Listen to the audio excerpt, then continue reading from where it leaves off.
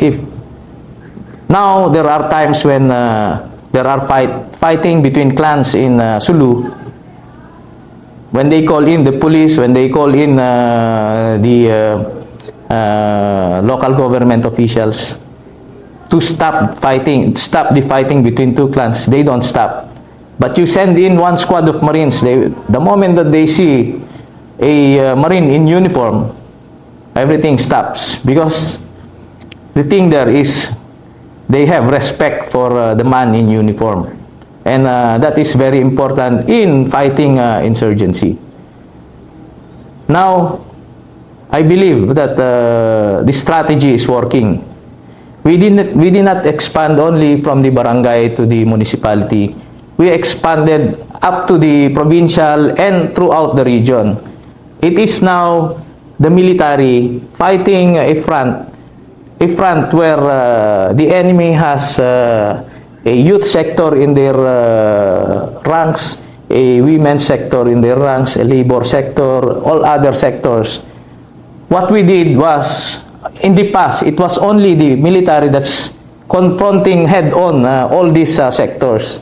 Now we were able to convince our own sectors that can now confront the respective sectors of the enemy, which is to our advantage, because the government has all the resources that they can provide with our own sector fighting the other sectors of the enemy. And this is what we call now the interagency coordination and cooperation. So fighting the war really is not only a military solution, but getting all the agencies together and moving them towards addressing all the issues that these sectors are bringing out. So how difficult is it for the typical Marine to handle this new strategy that you're trying to espouse? You know, it's innate at basic training alone. It is innate among our soldiers, our Marines, to first have discipline. Second is to have the proper social interaction with the civilian populace. And of course, for each of them to understand the goals that you want, that the commander wants. And these are all integrated in the basic training that the Marines have.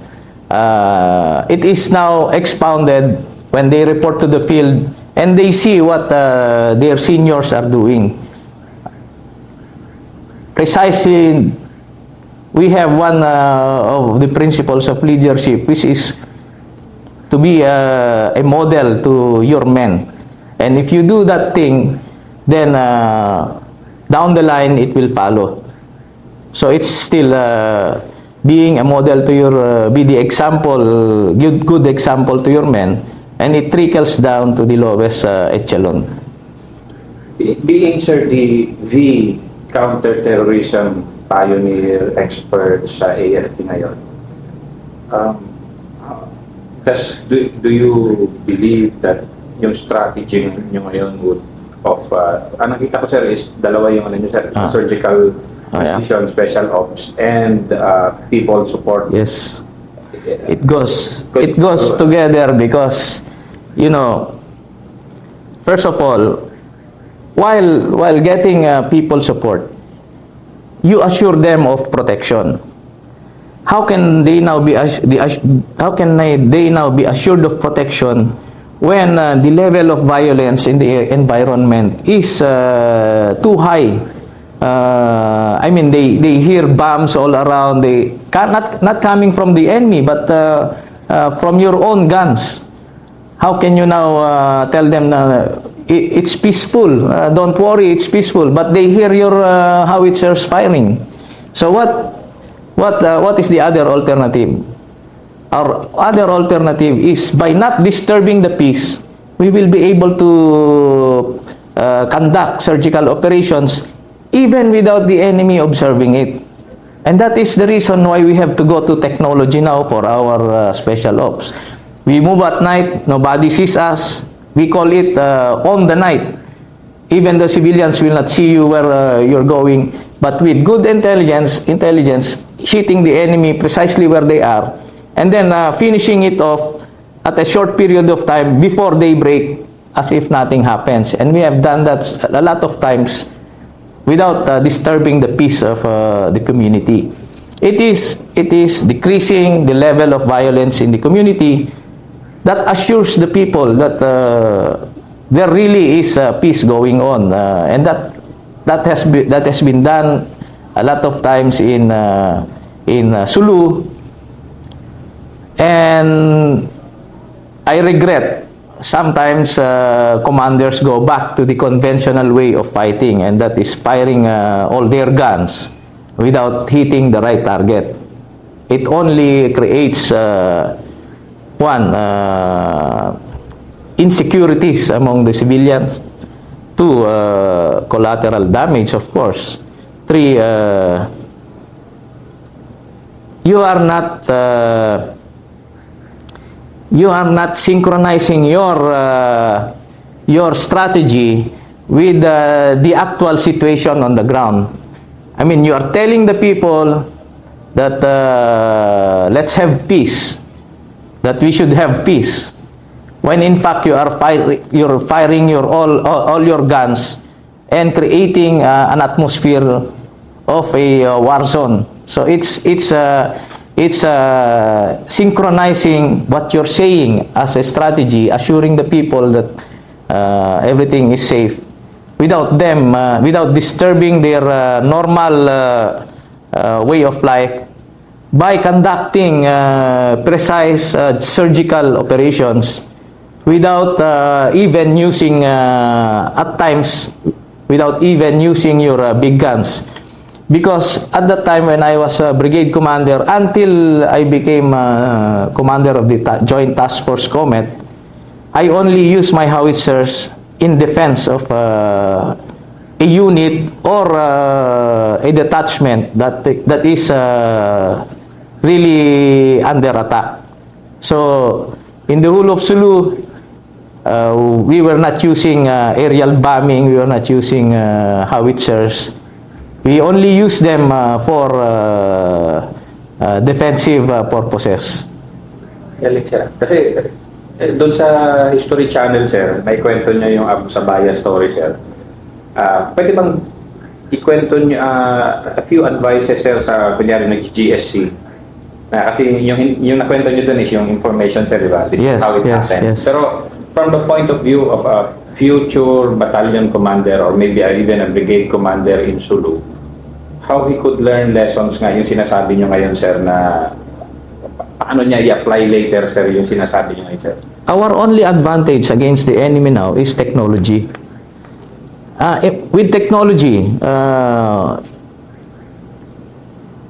although of course in the aspect of intelligence, the best source of intelligence is not SIGINT or imagery intelligence or signal technical intelligence. It is still human.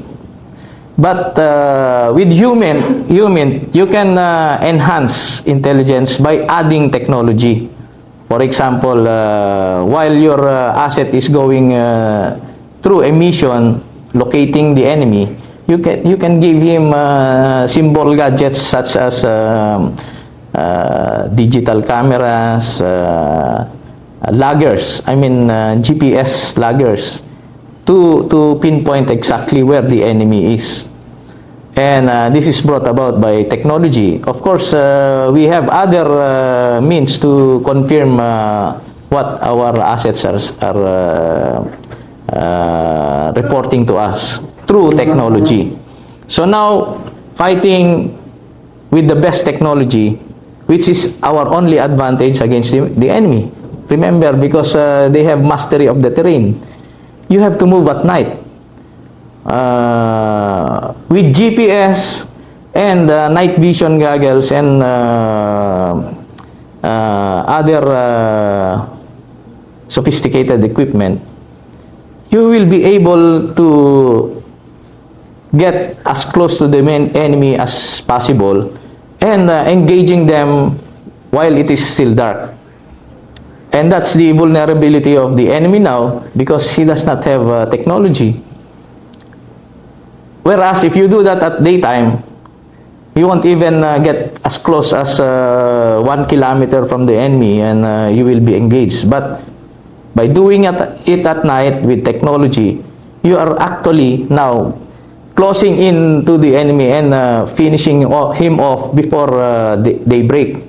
And that's what we have been doing. That's how we conduct our operations in synchronization with our strategy.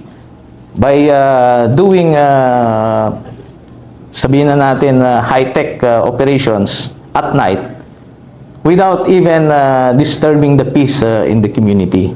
And that has transformed our relationship with the civilians by assuring them that there will be no collateral damage or civilian casualties. The strategy is having as minimal as possible a signature of military operations. But at daytime, we conduct massive, we show them that we are doing community work, showing everybody that the military has changed. They are now into development. They are now into community-based projects. They are not in war-fighting mode anymore. And that's the secret of that strategy, where you make it look that you are actually one with the people in all their problems, but at the same time eliminating the enemy secretly at night. So that's the whole strategy, making decreasing the level of violence while uplifting the lives of the people through by addressing their basic needs, and of course giving them livelihood as an alternative for them to keep weapons and having violence always in their mind. Remember, anybody who does not earn a living will always resort to violence. Parang dagger and heart strategy pala yung ginagawa niyo, sir. Yes, that's the gist. In fact, you may well note that once I was asked to lecture in Colombia. Our strategy actually, which started in Sulu, was adopted by the Americans. When the Americans first went to Sulu, that was in 2005, end of 2005, to have a joint exercise with us. They were asking me what war equipment would I request if in fighting insurgency. I told them no. We only engage if we are actually attacked. But we do conduct operations which the community does not even notice. So what we would like to have for you to do with us is to conduct community development. That is why in Sulu alone, we have done more projects in the past 3 years than what the provincial and the national government has done for the past 10 years. We were able to... Who's we, sir? The Task Force Comet, members of Task Force Comet. Of course, the bulk of it are the two marine brigades. We have done 150 kilometers of roads, which was also Miss Wari's dream in Sulu. Now you can go all over the island by land. We have constructed more schools, Then there were schools when we were in Sulu. We have done, I think, about 80 school buildings of 2 classrooms minimum. We have done more than 100 water distribution system projects, which provided water for the people, potable water for the people of Sulu. We have done so many livelihood projects, which contributed to the upliftment of the lives of the people of Sulu. And basically, that changed the mindset of the Tausugs on the military. Once they considered us as invaders and tormentors, whereas now they consider us as partners and providers. Do you have any dramatic stories, sir, of a person that thanked you for what you did in Sulu before you left, sir? A lot. Because of those, sir, na ginawa niyo? A lot. Teachers alone.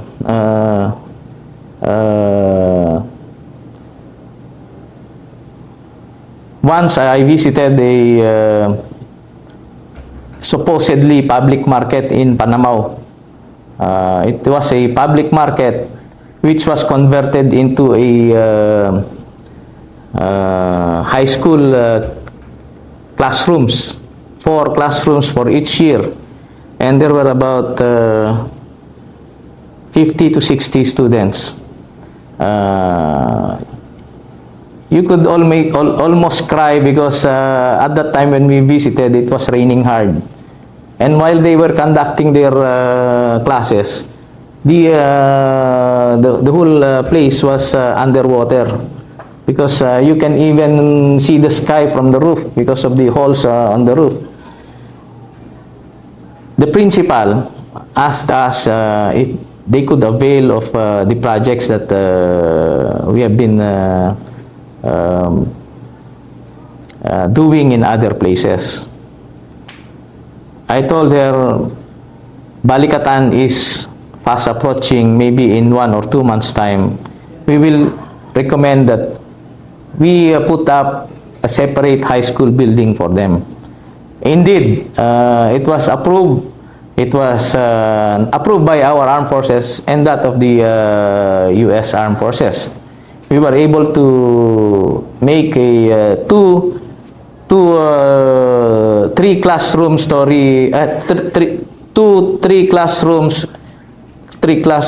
buildings, so that makes 6 classrooms, and that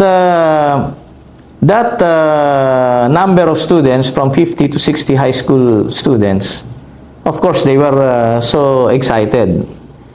When the next school year came, that 50 number of students increased to 300. You can imagine, you always have your mindset that the long-term solution should be addressing the next generation of Abu Sayyaf. There should be no next generation of Abu Sayyaf. We should take care of the young ones, not for them to think about joining the Abu Sayyaf later on. So what we have done was to actually increase the number of students, decreasing the number of would-be Abu Sayyaf in the next generation. I remember in the 70s, we were fighting against the MNLF. I came across, during the peace process, I came across Susukan Aga, one of the fiercest MNLF commander of Talipao. That was in the 70s and the 80s. When the 90s came, you know who the most terrible Abu Sayyaf commander in that area? It was the son of Susukan Aga. It was Mujib Susukan. So that's how it translates. If we don't stop this vicious cycle of father and son going through the same cycle, from MNLF to Abu Sayyaf and then from to another terrorist group, it will be this will go on forever. We should stop the cycle. We should provide for the next generation not to join the same organizations that espouse terrorism. So that's why we are not only poverty, not only are we supposed to solve poverty, but we should, as a long-term solution, we should also look at education. So that's the connection of all the school buildings that we have. We want to eliminate the next generation of terrorists or insurgents by providing them the right education for them to know what is right or wrong. What's the connection then, sir, of education to yung cooperative, sir, na ina-advocate nyo rin doon ngayon, sir, sa... This one is for the young ones.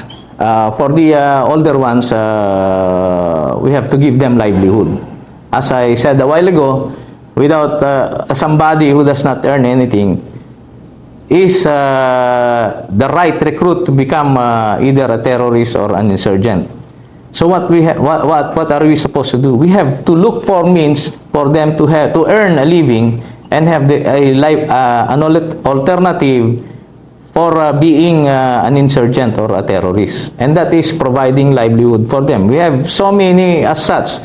We have agar-agar farms, which is very suitable for areas like Sulu, Tawi-Tawi, and Basilan, and it earns so much for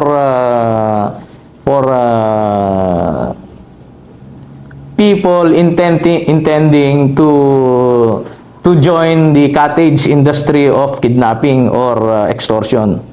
So they can earn so much by farming seaweeds. Another is we have linked with the private organizations, private corporations. We call them corporate donors, such as San Miguel. We now have the cassava program, which is the staple food of Tausugs in Sulu. Let them plant as much cassava as they want, and San Miguel Corporation volunteered to buy all harvested cassava in the island. So you are now actually providing a market for their products, which never happened before. Nobody, the government didn't even look at the standard of living of these Tausugs in the early 70s. All we did was to really create war and go after the MNLF. So now we have a social responsibility to uplift also the lives of people there by providing them a means of livelihood. So in short, sir, you have been initiating all of this on your own or in coordination with ano yung motivation, sir? Because at some point, parang yun ang problem natin, sir, di ba? Parang masapawan natin yung ibang agencies na because of our, ano yung role, sir? The motivation is there are no other organizations that are capable of doing this. For example, who among the private sector would like to go there and invest? So we have to take it upon ourselves to initiate things which would we become middlemen, not middlemen in the sense that we will be buying their products. We became middlemen in such a way that we link the farmers with the market. So now they have a ready market where they can sell their products. For example, in the whole island of Sulu, which is, of course, there are all of it are coastal. Most of it are coastal barangays.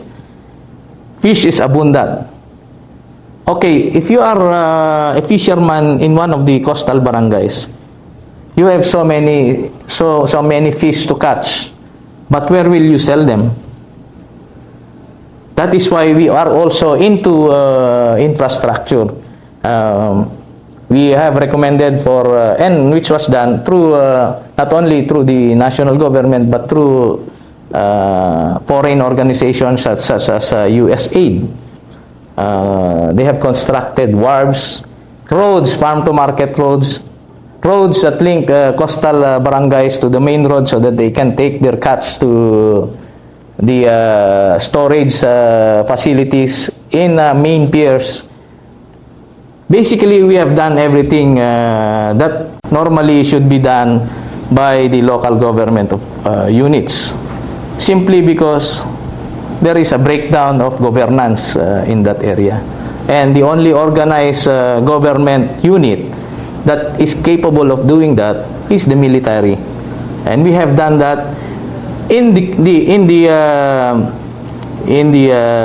motivation, such as what you've been asking, in the motivation that they will follow suit. I mean, the local government units will follow suit. And I think they are catching up. So that finally, when everything has been established, the market, the structures, then the military will have to pull out now, and the government, the local government units will take over.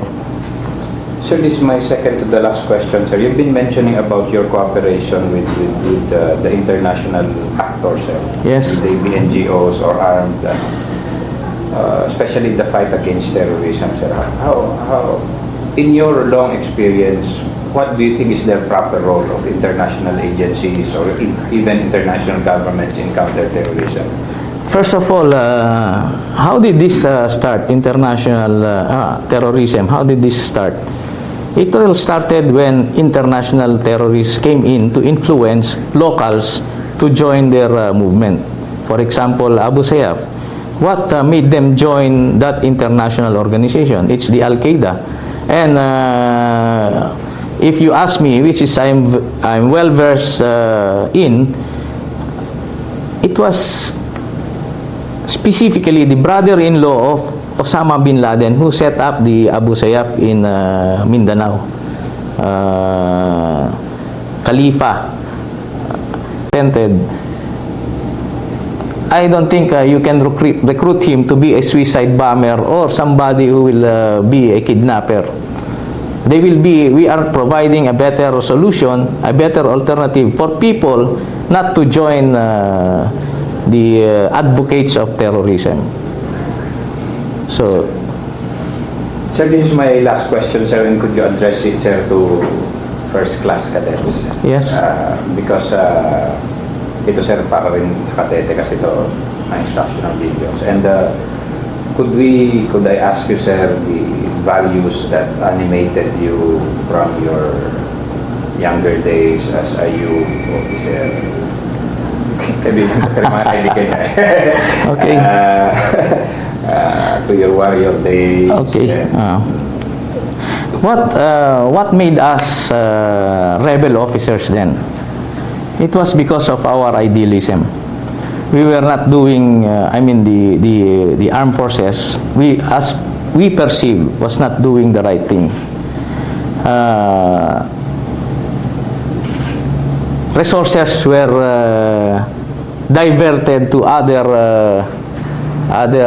activities other than what the military should be doing. For example, helicopters then were used to entertain visitors of the commanders or people from Malacanang. While we were doing battle against the enemy and having casualties, we didn't have helicopters to bring them to hospitals or even to camps where they can be treated. That was what drove us to become rebel officers, because of the idealism that we had, that we should have an organization where officers and men are professionals. Professionals in the sense that you should always bear in mind what mission you have, what ideals you have gained from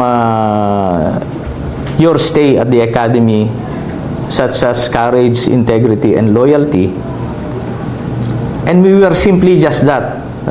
We carried the idealism that we had when we were cadets And it seemed that the outside world is not really ideal. So we became the abnormal officers because we believe in the idealism that we had at the academy. We became,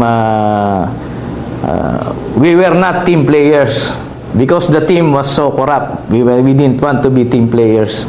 We were doing our thing. We were fighting for our country. We were fighting for what missions that we were told to do. But then we were disgruntled because while we were doing that, we were not provided with the right resources. Now, when after those incidents, personally, after coming back from my rebel days, I learned that it was not through that means that we can solve our problems. It is integrating ourselves into the mainstream, of which we were given amnesty. So when I went back as I went back to the mainstream, it was within the mainstream that I saw that reforms can be done, and it was the better way of doing things. Doing it through the system that was established to correct whatever flaws we have in our organization. So when I came back as an officer, I still maintained my ideals. I never bent backwards, but I did what I have to do, and the only way to convince them was by performance. And I believe nobody can dispute success. Nobody can dispute good performance. Nobody can dispute mission accomplishment. And that was what motivated me to work within the organization and correct the flaws that we have in the organization. But I would like to remind everybody that we should not bend backward and forget the ideals that we had, especially our courage, integrity, and loyalty.